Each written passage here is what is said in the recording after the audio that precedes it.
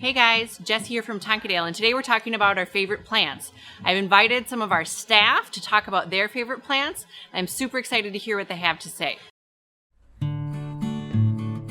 Well, hey Chris. Hello, Jessie. How are you doing today? I'm fabulous. How So are you're you? here to tell me about your favorite plant. I am. What do we have here? Echinopsis pachanoi, which is also called the San Pedro cactus. Wow. It's native to Ecuador, Peru, South America. It's been used by natives for 3,000 years for medicinal, spiritual, even veterinarian use. Veterinarian. Yes. Under the skin of the photosynthetic layer, there is a numbing agent that they can use for animals, for humans, for medicinal uses. Yes. So like pre-Novocaine.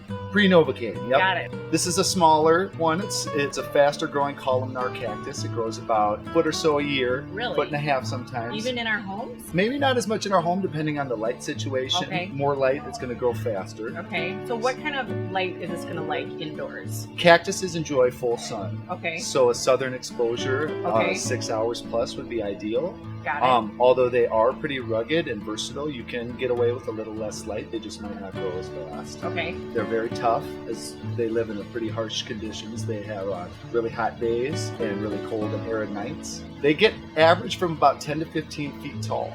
Wow. So you need to either have really high ceilings or have a plan if you plan on having one of these for a long time. Yeah. The largest one ever recorded was 40 feet tall. So they get as tall as some small trees. Very cool. I bet that's really heavy.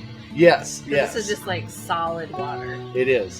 The majority of the water, so these are extremely heavy. That's why the pot I chose is a heavier base pot to kind of counteract the top weight when it starts to get bigger. So one of the tricks that we use here at Tonkadale is we really like to encourage you to leave your indoor plants in like a grower pot or a plastic insert. That way you have some versatility as the plant grows. This pot is a wider diameter than the grower pot, so you are able to bump it up should it need to be repotted. This cactus is going to be just fine in this container for a very long time, don't you think? I think so, yes. They don't have the expansive root system like some of the other plants. Right, and if you're adding soil volume to a plant that likes low water, you might run into some problems because that extra soil is going to hold water longer. And when you get the excess water, it can cause rotting at the base. Like a plant diaper. Absolutely, absolutely. So in order to get this plant to the right height in this container, we've just put a few terracotta saucers upside down to boost it up, and then just a little plastic liner as our insurance policy against any leaking that may occur. Well, thanks, Chris. Thank I you. really loved hearing about your favorite plant. This